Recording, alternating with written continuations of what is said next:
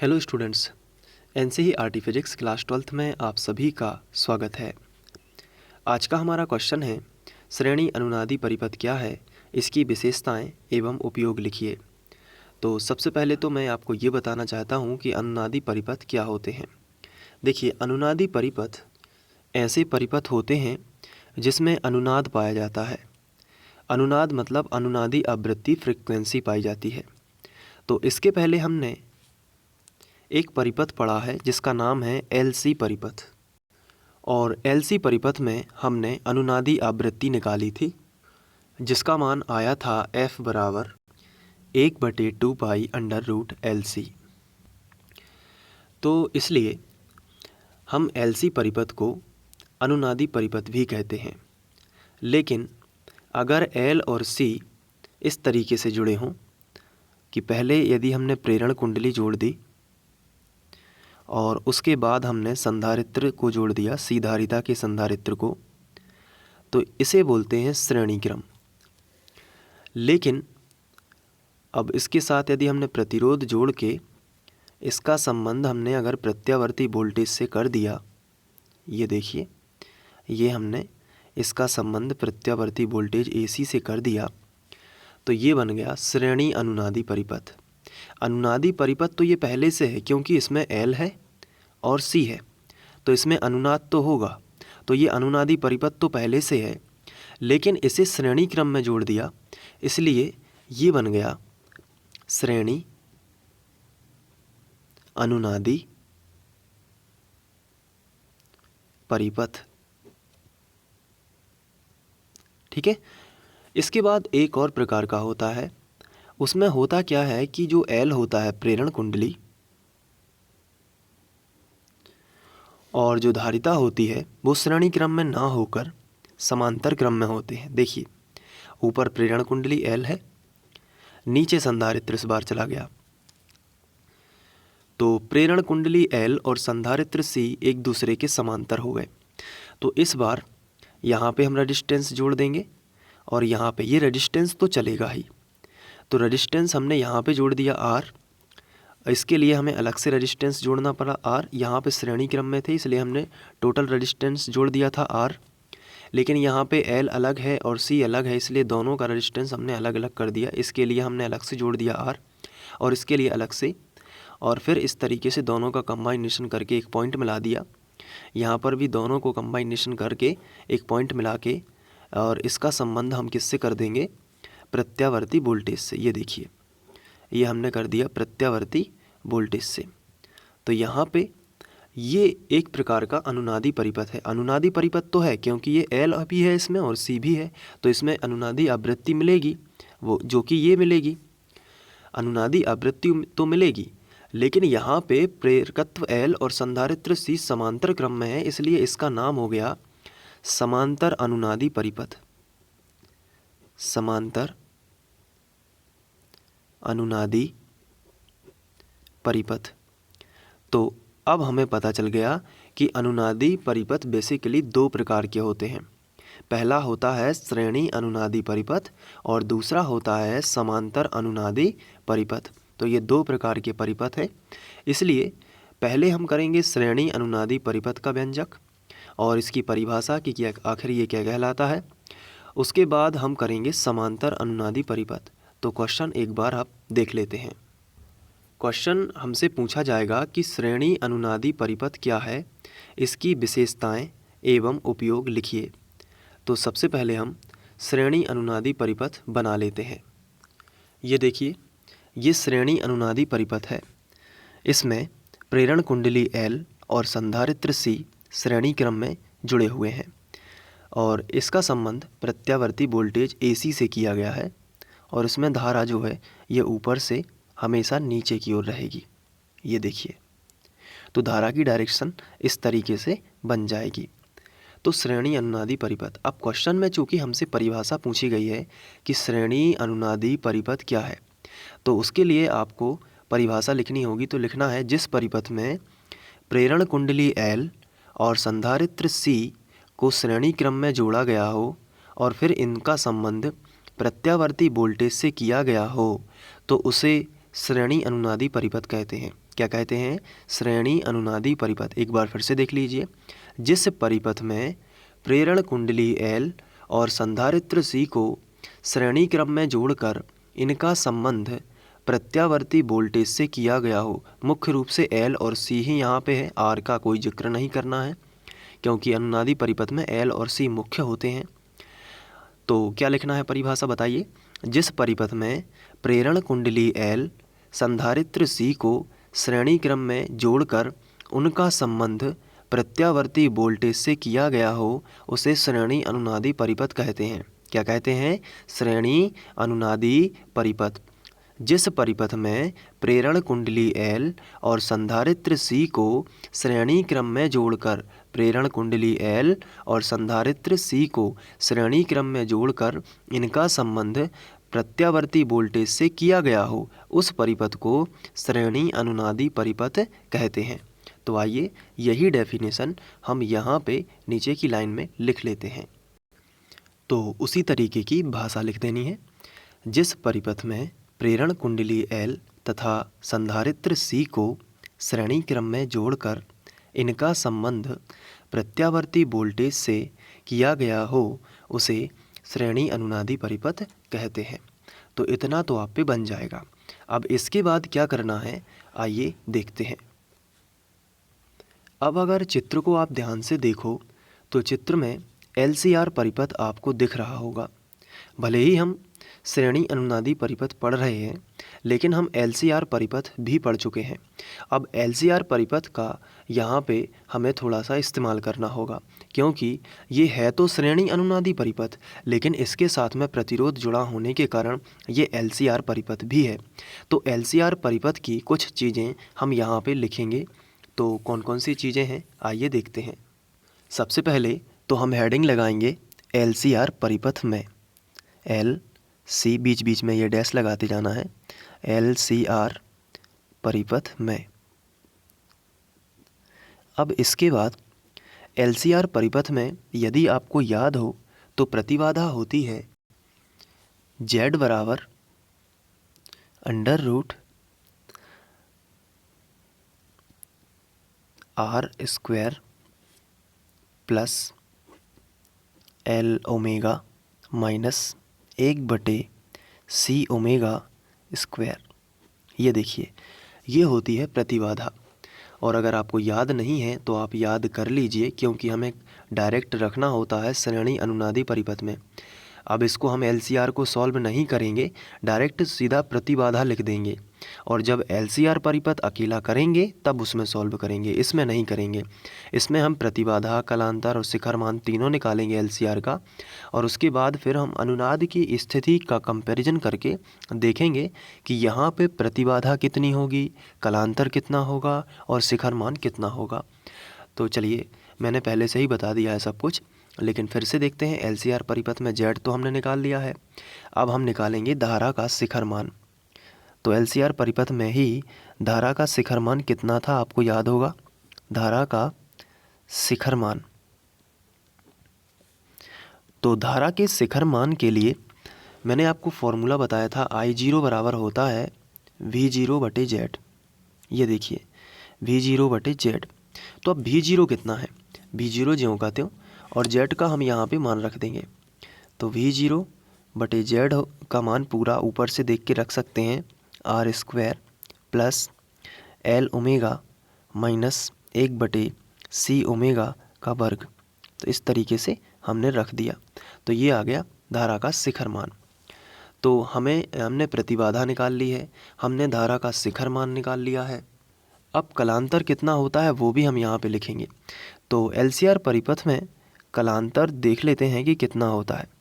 तो वैसे कलांतर फाई बराबर जो होता है tan इनवर्स, या फिर हम tan फाई भी लिख सकते हैं, tan को उसी तरफ रखेंगे।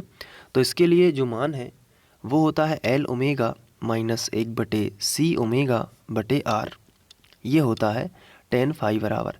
तो ये कलांतर है। तो तीनों चीज़ें हमने निकाल ली हैं, लेकिन हम जो पढ़ रहे हैं वो है एक अनुनादी परिपथ। और कौन सा वाला अनुनादी परिपथ?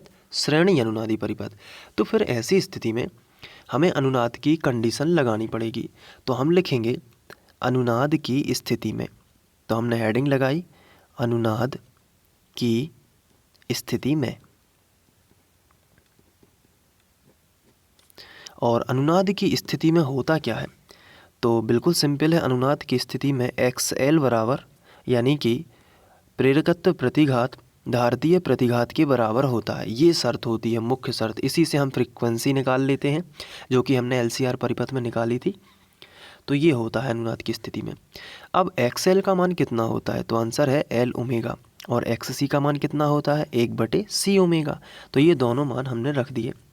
अब अगर हम इस मान को लेकर चलें तो हमारा जो प्रतिबाधा है उस पर क्या फ़र्क पड़ेगा। तो अगर हम प्रतिबाधा निकालेंगे तो कितने आएंगे, तो रफ में कर लेते हैं थोड़ा सा। तो उसके लिए हम रफ का इस्तेमाल कर लेते हैं। और हम क्या शर्त लगा रहे हैं कि L ओमेगा बराबर है 1/C ओमेगा के। ये क्यों है, अनुनाद की स्थिति में। तो इस पर क्या फ़र्क पड़ेगा, इस समीकरण पर। तो इस फर्क जो समीकरण है इस पर एक बड़ा फ़र्क ये पड़ेगा कि 1/C ओमेगा की जगह पर हम L ओमेगा लिख सकते हैं। तो चलिए लिख लेते हैं। तो Z बराबर आएगा √R² प्लस L ओमेगा, और 1/C ओमेगा की जगह पर हम क्या लिख सकते हैं, L ओमेगा। इसका उल्टा भी कर सकते हैं कि L ओमेगा की जगह पर 1/C ओमेगा, तो भी आ जाएगा इसका वर्ग। तो ये प्लस माइनस का कैंसिल होगा, तो ये हट जाएगा पूरा पद। तो क्या बचेगा, Z बराबर √R²। तो वर्ग से वर्गमूल कैंसिल, तो प्रतिबाधा प्रतिरोध के बराबर हो जाएगी। तो हम अपने फेयर में जाके लिखेंगे कि जब L बराबर 1/C ओमेगा होगा तो जो धारा का जो प्रतिबाधा है यानी कि Z है जो प्रतिबाधा, वो R के बराबर होगी। ये पहली चीज़ हमने निकाली अनुनाद की स्थिति में। इसके बाद हम बात करेंगे कि ऐसी स्थिति में कलांतर कितना होगा। तो कलांतर को चेक कर लेते हैं। तो फिर से हम रफ का इस्तेमाल करेंगे, और पहले तो हम देख लेते हैं कि कलांतर कहाँ पे लिखा है। देखिए ये लिखा है कलांतर L omega minus 1/C omega upon R। अब इसमें हम L ओमेगा की जगह पर 1/C ओमेगा रख सकते हैं, क्योंकि हम शर्त क्या लगा रहे हैं कि L ओमेगा बराबर 1/C ओमेगा। तो या तो हम L ओमेगा की जगह पर 1/C ओमेगा रख सकते हैं, या 1/C ओमेगा की जगह पर L ओमेगा। ठीक है, तो हम इसी को आगे बढ़ाते हैं और tan phi बराबर पुनः लिखेंगे L ओमेगा ज्यों का त्यों। 1/C ओमेगा की जगह पर हमने क्या रख दिया, L ओमेगा, और बटे में कितना आएगा, R। L omega plus minus का कैंसिल, तो tan phi बराबर 0/R, और 0 के बटे में कोई भी संख्या होगी वो 0 ही रहेगा। तो यहाँ पे हम कह सकते हैं कि phi भी कितना होगा, 0 हो जाएगा। तो हम अपने फेयर में जाके लिखेंगे कि जो कलांतर है tan phi वो कितना हो जाएगा, 0। तो एक हमने अनुनादी स्थिति में अपना कलांतर भी निकाल लिया। अब हम बात करेंगे शिखर मान की। तो हमारा शिखर मान कितना है उसको देख लेते हैं। ये देखिए शिखर मान है V0/√R² plus L omega minus 1/C omega.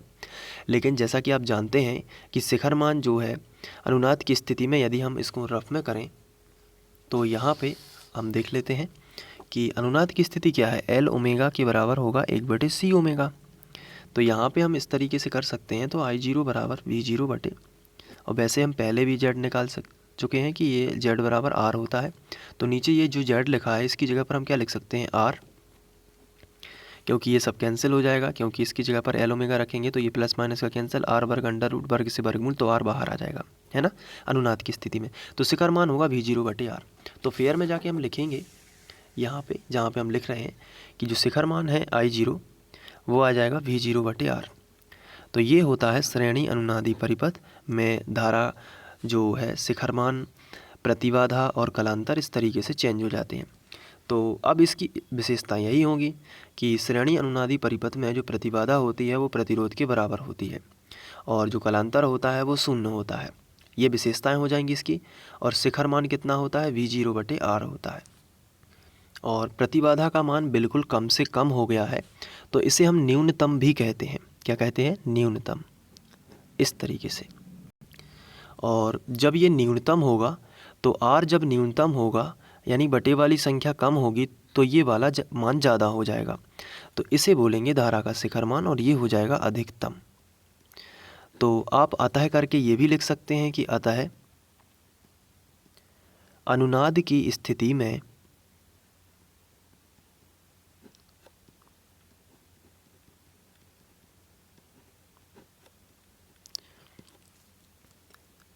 प्रतिबाधा न्यूनतम और धारा का शिखर मान अधिकतम होता है, इस तरीके से। तो ये हमने इतना व्यंजक तो कर दिया।